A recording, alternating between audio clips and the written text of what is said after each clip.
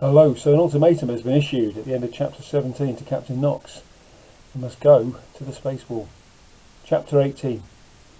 Lucky, Bixer, Frolix and Professor Bazantine stood around the table in the main cabin. Mystica stood at the stove stirring a pot. A familiar smell was coming from it, a strange mixture of gunpowder, chocolate and spice. This was its source. She dipped a spoon into the pot and ladled some thick dark liquid onto small cups. Everyone got one. "Ah, Zoko," sighed the Professor. "Now, how I've missed this." Lucky warmed his hands on his cup and sniffed the drink inside, savouring its aroma. "Is it some kind of chocolate?" he asked. Bixer snorted. "If you water it down with milk and sugar because it's too strong for you, then yeah, it'd be something like chocolate. But this is Zoko, the real deal." Lucky took a cautious sip. The Zoko tasted smoky, fiery, sweet and strong. It was more complex and intoxicating than any chocolate he knew, and left a warm, bright aftertaste that sparkled on his tongue. The sensation was so pleasurable that he felt his muscles relaxing, his insides warming, his whole body filling with satisfaction. As he drank it down, he pulled out the astrolabe and placed it on the table. He touched his fingertips to the cool, black metal. "One moment," said Professor Bazantine. "Before you attempt to use that device again, may I ask if you fully understand its operations?" Not really," Lucky admitted. "I've only done it once." "And to be fair," said Mystica, "Ozymandias hardly gave you the best instructions." "Very well," said the Professor, polishing his spectacles. "Then will you allow me to share some of the deeper secrets with you, our ancient knowledge of the stars and their true nature?" A shiver ran through Lucky, but so did a silent thrill. "I've always loved the stars," he said, taking another sip of Zoko. "Excellent," said the Professor. "So kindly tell me, what is a star?" Lucky summoned up all the things he'd been taught at school, all the insights of human science. "A star is a giant ball of burning gas," he began confidently. "Oh," groaned the Professor. He bit his whiskers. "Frolix, for heaven's sake, tell him what a star is." "Hey, don't ask me," chuckled Frolix. He drained his Zoko in one great gulp, leaned back and put his hooves on the table. "I ain't never going to be a star talker." "Frolix," cried Mystica, "not this nonsense again, and not in front of—" "Peace, Mystica," said the Professor. "He is still young. Remember what we were like at his age? Fear not, Frolix. One day you shall have my powers, and my phoenix. A phoenix always accompanies the star talker of the past, you know." "Baziki," chortled the little bird, as if dismissing the idea. "Yeah, right," said Frolix, equally dismissive. "I mean, look at me," he grinned. "I'm nothing like you, Prof." "There are many ways of being a star talker," replied Professor Bazantine. "Mystica has her way, I have mine, and I dare say you and Bixer will have yours."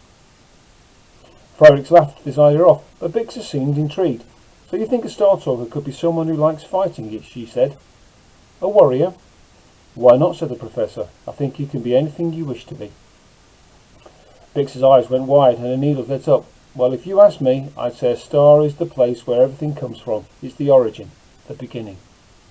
"Bravo, Bixer," said the Professor, applauding her. "You see, Lucky, everything in the universe is made of atoms, and elements that were created in the hearts of stars billions of years ago.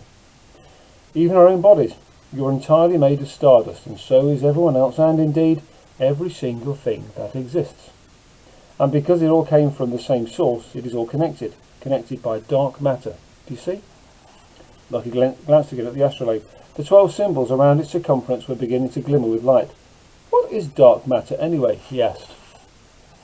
"The invisible force that holds the universe together," replied the Professor. He threw his arms out wide and fluttered his fingertips. "You cannot see it, but it is everywhere. If you destroy it, as a dark matter bomb does, then you break the connections that hold things together. But if you embrace it, why, then you can do anything.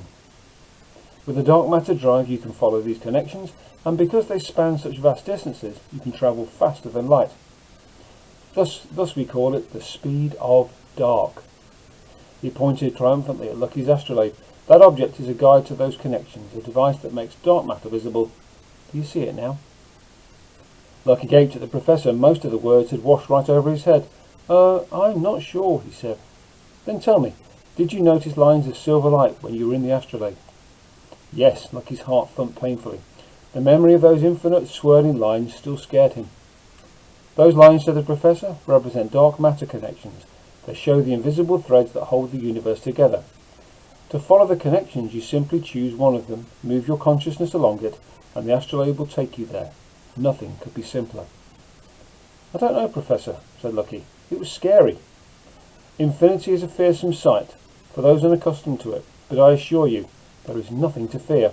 If you panic, merely think of something that matters to you, something that makes you happy as you did on my market stall. Precisely the same kind of self-control is needed to operate an astrolabe. He's not very good at self-control, grunted Bixer. I've been trying to teach him to control his body with astral martial arts, but it's useless. He never gets any better. I don't see how thinking about something happy could help. Lucky couldn't respond. He was staring at the ground, ears warm, face flushing, because it was Bixer herself that he thought of in the market stall. She peered at him suspiciously. What did you think of? Anyway, she demanded. Every part of him blushed. Oh, just some stuff, he mumbled. Whatever it is, said the Professor, it will help. Hold on to it as you would life itself, and take your time. Start with something simple. Ask the astrolabe to show you routes to the nearest star, for example, before asking about your father. Are you ready? Lucky took a deep breath and summoned all his courage. He held the black metal disc in his hands and concentrated. The dials began to move, the wheels began to spin, and once again he felt that sensation of limitless power thrumming beneath his fingertips. The astrolabe picked up speed, pulsing like some starry dynamo, shimmering and shining with light as never before. And then Lucky went inside the astrolabe again. He couldn't see the cabin anymore. He couldn't see the Professor and Mystica or Frolix and Biscuit. Bixer.